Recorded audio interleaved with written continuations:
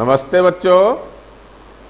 आज हम हिंदी व्याकरण में पदबंध समझेंगे और पदबंध को समझने से पूर्व हमें शब्द क्या है, पद क्या है, ये जब जानेंगे उसके बाद हम पदबंध को समझ पाएंगे। तो जैसा कि हमने पूर्व कक्षाओं में पढ़ा है कि शब्द क्या है।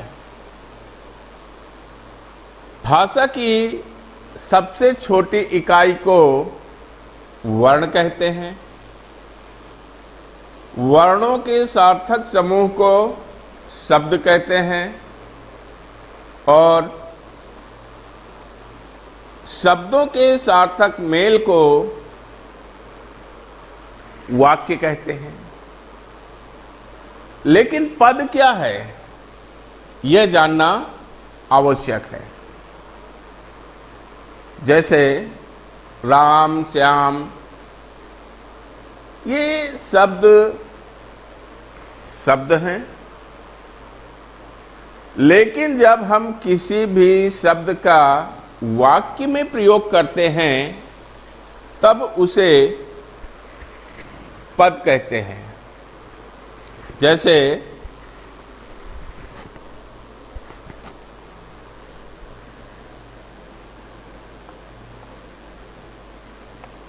राम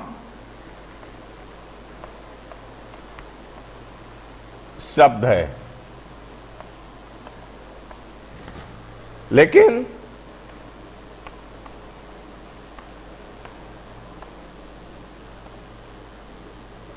राम पढ़ रहा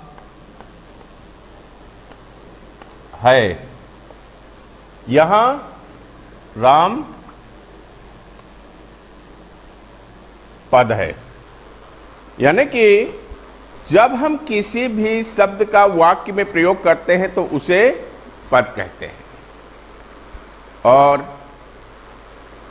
किसी भी वाक्य में पदबंध का भी प्रयोग होता है। तो इस प्रकार से हम ये कह सकते हैं कि जब एक से अधिक पद मिलकर एक व्याकरणिक इकाई का काम करते हैं तब उस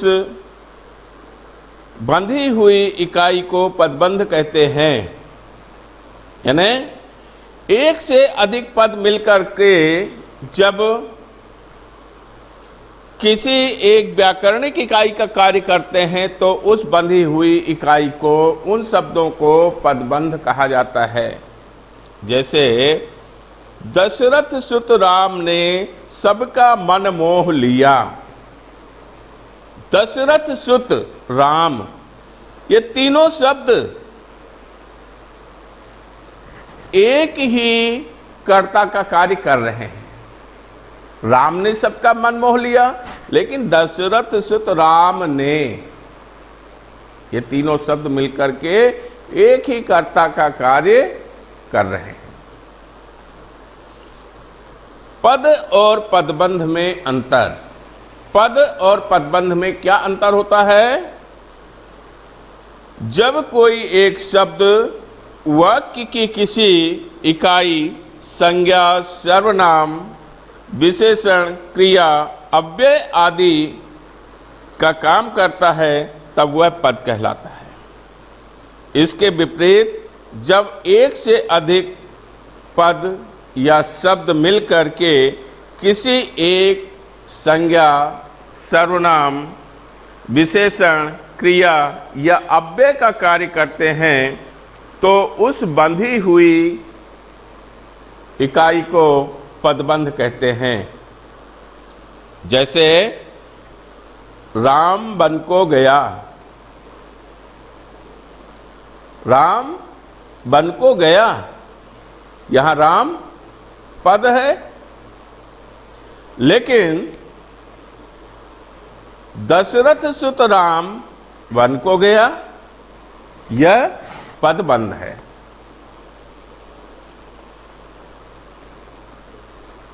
पदबंध में दशरथ सुत राम, ये सभी शब्द मिलकर के पदबंध की ओर एक कर्ता का कार्य कर रहे हैं, पदबंध का आशय स्पष्ट कर रहे हैं। लेकिन राम एक पद है। अब हम पदबंध के प्रकार समझेंगे। पदबंध के 5 प्रकार होते हैं: संज्ञा पदबंध, सर्वनाम पदबंध, विशेषण पदबंध, क्रिया पदबंध और क्रिया विशेषण पदबंध। संज्ञा पदबंध, जो पद समूह वही व्याकरणिक प्रकार करते हैं जो अकेला संज्ञा पदबंध करता है, संज्ञा पद करता है, उसे संज्ञा पदबंध कहते हैं। संज्ञा पदबंध को कारक चिन्हों के आधार पर हम संबोधन तक, कर्ता से लेकर के संबोधन तक इनका प्रयोग हम कर सकते हैं। जैसे मेरे घर के सामने वाला पीपल का पेड़ सूख गया है, यहाँ कर्ता का बोध हो रहा है। मेरे घर के सामने वाला पीपल का पेड़, यहाँ कर्ता पदबंध है। गृह स्वामी ने बाहर से आए हुए अतिथियों को लीला होटल में ठहराया। बाहर से आए हुए अतिथियों को, ये क्या है? कर्म की भांति कर्म चिन्ह का प्रयोग हो रहा है यहां पर। मैं अपने मित्र द्वारा उपहार में दिए गए पेन से लिखता हूं। करण का उपयोग, करण कारक का। दीपावली पर मैंने अपने सभी मित्रों के लिए उपहार खरीदे। अपने सभी मित्रों के लिए, यहाँ पर संप्रदान। तेज वर्षा आने के कारण कच्चे मकान की छत से पानी टपक रहा है। कच्चे मकान की छत से, अपादान कारक। सुरेश के भाई का मित्र परीक्षा में प्रथम आया। सुरेश के भाई का मित्र, यहाँ संबंध कारक। मैंने अपनी सभी पुस्तकें कल खरीदी गई अलमारी में रख दी। अधिकरण कारक। मन लगाकर पढ़ाई न करने वाले विद्यार्थियों, पढ़ाई पर ध्यान दो। संबोधन की भांति। अब यहाँ जैसे मन लगाकर, यहाँ संबोधन का भाव स्पष्ट हो रहा है। दूसरा है सर्वनाम पदबंध। जैसे जो पद समूह वाक्य में सर्वनाम का कार्य करते हैं वह सर्वनाम पदबंध कहलाते हैं। उदाहरण, रोज समय पर आने वाले, आप आज देरी से क्यों आए? रोज समय पर आने वाले, आप क्या है? सर्वनाम है। अब यहाँ पर उसके लिए रोज समय पर आने वाले, इन सारे शब्दों के माध्यम से आपकी विशेषता को वहां पर आपके संदर्भ में कहा जा रहा है। मेरे मित्रों में से कोई समय पर नहीं पहुंचा। यहां मेरे मित्रों में से कोई भी, मतलब सभी के बारे में यहां पर जो सर्वनाम का बोध हो रहा है। ये सभी शब्द एक ही सर्वनाम का बोध करा रहे हैं। तीसरा है विशेषण पदबंध।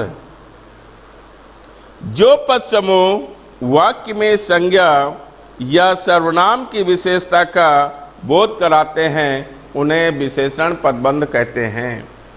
जैसे भारतीय संस्कृति गौरवशाली और महान है। यहाँ भारतीय संस्कृति की विशेषता को गौरवशाली और महान, इन शब्दों से बताया गया है, जो दोनों शब्द पदबंध है। मीरा मधुर और सरल गाती है। मधुर और सरल, ये दोनों शब्द पदबंध हैं। क्रियापदबंध वह पद समूह जो वाक्य में क्रिया का कार्य करते हैं उन्हें क्रियापदबंध कहते हैं। मेरा मित्र हमारे घर आता रहता है। आने की बात को यहाँ कई शब्दों के द्वारा स्पष्ट की जाती है। आता है भी कहा जा सकता है, लेकिन आता रहता है वो शब्द पदबंध हो गए। वह टीवी देखते देखते सो गया। देखते देखते ये पदबंध है। क्रिया विशेषण पदबंध जो शब्द समूह मिलकर के क्रिया की विशेषता को बताते हैं वो क्रिया विशेषण पदबंध कहलाते हैं। जैसे वह पद समूह जो क्रिया की विशेषता को बताते हैं वो क्रिया विशेषण पदबंध कहलाते हैं। जैसे बालक बहुत तेज दौड़कर मां के पास आया। आने की क्रिया हुई, लेकिन उस क्रिया की विशेषता क्या? बहुत तेज दौड़कर। बहुत तेज दौड़कर आने की जो क्रिया है वो बहुत तेज विशेषता को स्पष्ट कर रहा है। कश्मीर से कन्याकुमारी तक भारत एक है। भारत की एकता की बात को बताया जा रहा है, लेकिन विशेषता क्या है उसकी? कश्मीर से कन्याकुमारी तक की एकता है, उसकी विशेषता को स्पष्ट किया जा रहा है। वह बहुत धीरे धीरे चलता है। बहुत धीरे धीरे चलता है, ये क्रिया विशेषण है। पदबंध की विशेषताएं। पदबंध की क्या विशेषताएं होती हैं? एक ही व्याकरणिक इकाई का कार्य करने वाले पद समूह पदबंध कहलाते हैं। जहां पर एक ही किसी संज्ञा, सर्वनाम, विशेषण आदि की विशेषता को उसको स्पष्ट करने वाले जो शब्द होते हैं वो पद समूह। जैसे देखते देखते, बहुत तेज दौड़कर, तो ये शब्द एक ही संज्ञा, सर्वनाम, विशेषण, क्रिया या क्रिया विशेषण आदि को जो भी उसको स्पष्ट करते हैं तो वो पदबंध कहलाते हैं। पदबंध के लिए एक से अधिक पदों का होना आवश्यक है। यानी जहां पर एक से अधिक पद होंगे वही पदबंध होगा। पदबंध एक ही भाषिक इकाई का कार्य करते हैं। पदबंध एक ही भाषिक इकाई का, ऐसा नहीं कि उसमें अलग अलग भाषाओं का कार्य हो, नहीं, एक ही भाषिक इकाई का कार्य होगा। पदबंध को संज्ञा, सर्वनाम, विशेषण, क्रिया और क्रिया विशेषण या अव्यय, इन 5 भागों में विभाजित किया गया है। इस तरह से हम यहाँ पर पदबंध के बारे में हमने क्या समझा? पदबंध की परिभाषा, पद और पदबंध में अंतर, पदबंध के प्रकार, संज्ञा पदबंध, सर्वनाम पदबंध, विशेषण पदबंध, क्रिया पदबंध, क्रिया विशेषण पदबंध और पदबंध की विशेषताएं। धन्यवाद।